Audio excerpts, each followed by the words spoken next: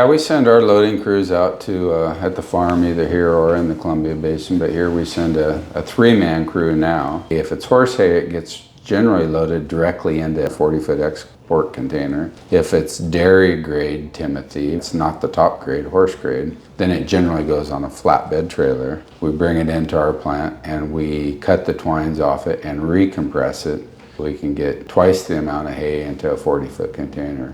Generally, we fit about 26 short tons into a 40-foot container, which would be, a set of doubles you see going down the freeway is generally what we recompress that hay, put a set of doubles into a 40-foot container.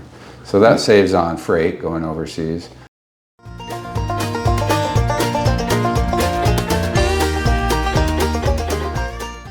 Oh, those main cylinders at our presses are, they're running 5,000 PSI, so they're really big cylinders, 13 feet long, main cylinder. It just has a lot of kill to it. Compressing Timothy is kind of like compressing bed spring. It's real springy. They say it has resilience to it, where alfalfa is a little easier to press. They don't care if you have 62,000 pounds in there or if you have 10,000 pound, it's still the same cost to lease the 40-foot container. So we try to maximize our container weight.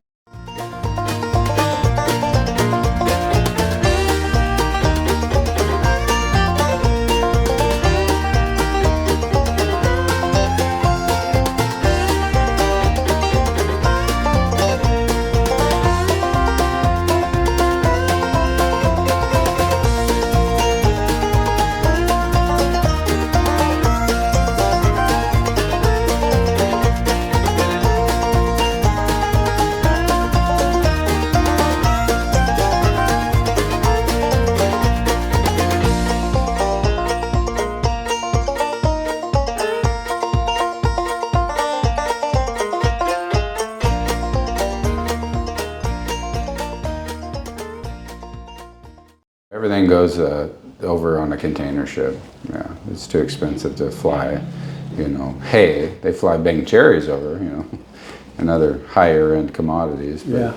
Generally, like Timothy, if it's below 10% moisture when it's baled, we could load it that day right into a container because it won't go through what we call a sweat. If it's baled at 10 or 11, 12%, it's still good hay, but it's going to have to go through a sweat. That 12% hay may go up to 14% on a sweat, and in that case we just wait 30 days before we put it into a container. And alfalfa generally has some humidity to it to keep the leaf stuck to the stem, so we always wait at least 30 days for alfalfa before we put it in a container, so that it doesn't go through a sweat and mold inside the containers.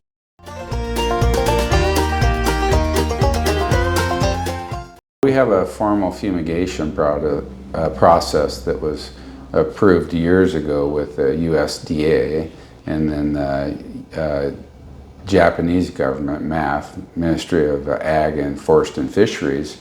Both sides agreed that we go through a fumigation process, which is basically an 8-day process. You got 7 days under fumigation, 1 day to aerate, and then it can go back to the port. So that and then fumigation isn't mandatory, but we've always fumigated product because we want it to get reliably to the customer without any rejections or shipbacks because of insects. So we continue to fumigate hay. Timothy. We don't fumigate alfalfa because generally we buy alfalfa that doesn't have any host plants for the Hessian fly in alfalfa.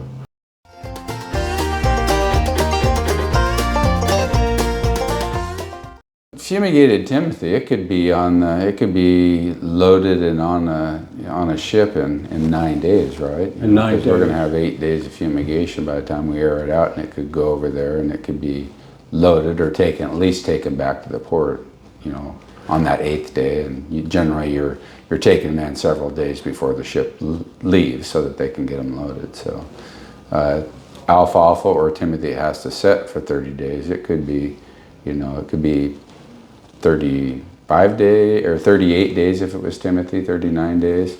If it was alfalfa, it could be 31 days.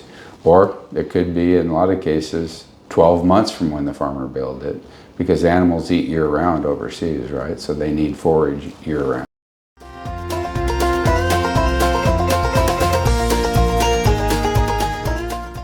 Yeah, some fabric buildings and stuff that have been a cheaper construction method than a typical pole barn or a metal barn, or some of those fabric barns that are a Quonset type, round type building. We will still ship 22 crop into the summer of 23 so that, you know, customers and animals never run out of forage.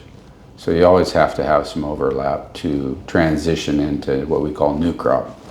You know, new crop Timothy won't start to get generally cut until the first week of June in most cases. Some years, if we have an early spring, you'll see some in late May being cut and harvested Timothy wise. But so we generally need to transition and carry some hay over into July or even August of the year, you know, when new crop's coming on.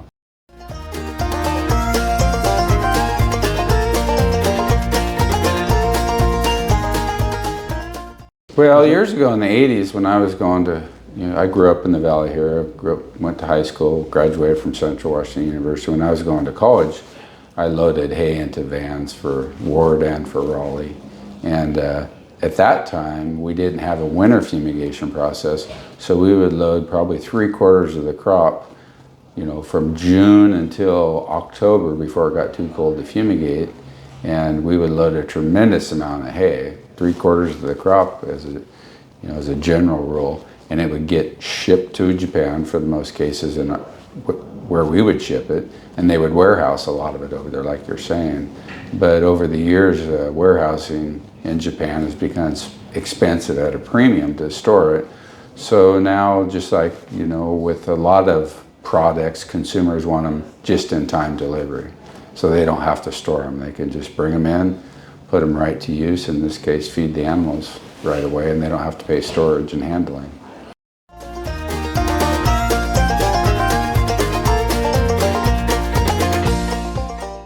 Different racehorses they're looking for, basically Timothy has been the thoroughbred industry, the racehorse industry's feed of choice or forage of choice, because the horse doesn't get fat on it.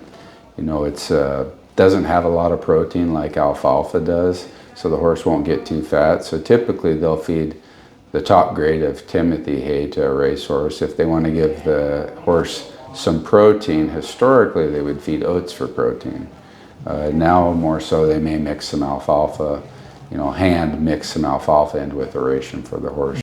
They limit the alfalfa that it gets, but keep in mind those horses are under training too, so they're just like a, you know, an athlete, you know, that's running track, you know, on a daily basis, that's training. They can consume more calories in that case, at least an athlete can.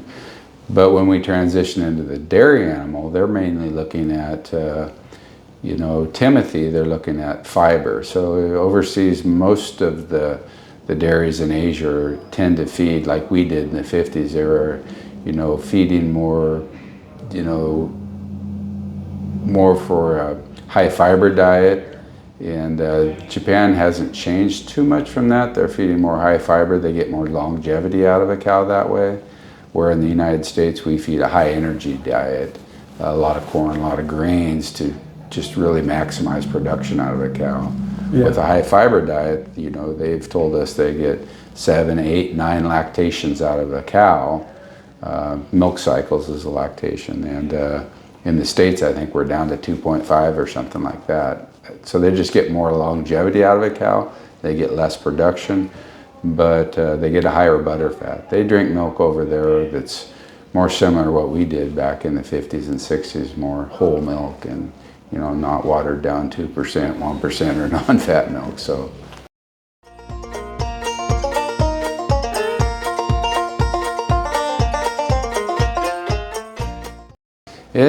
Transit time is generally a rule of thumb is 10 days. So they make pretty, you know, a week to 10 days depending on where they're going. And if it's going to the Middle East, the transit time is really long because they'll have to transship hay. So it could take 30 days for hay once it leaves, you know, it leaves the port of Seattle or Tacoma to get to the Middle East. Sometimes, you know, on both sides it could sit CY, which is container yard. it could be sitting in Seattle, Tacoma, waiting to get on the ship or waiting to get on the next ship if that ship was full because things are really busy. And on the other side of the world, wherever the hay is going, it may go right out, or it may sit there for 30 days, or in some cases 2 months before it's shipped out to the end user. That's one of the changes. Some customers had been using the 40-foot containers as warehousing space, and in that case it would sit at the port for quite a while before they ship it out to the end user.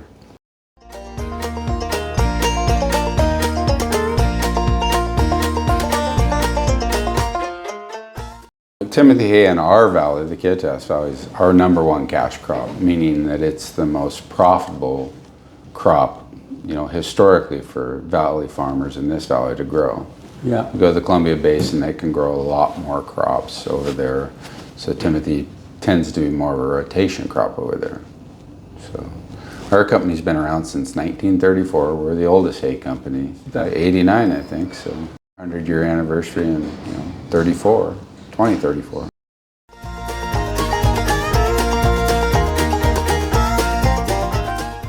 We go overseas quite often, and we're 2 to 3 weeks covering a lot of our Asian markets and going and calling on our customers and end users to make sure they're getting exactly what they expect, to make sure they're happy, and talk about the last of the old crop, and they want to know how new crop's progressing and what pricing potentially could be. So yeah, we generally go over there every year, particularly in the springtime.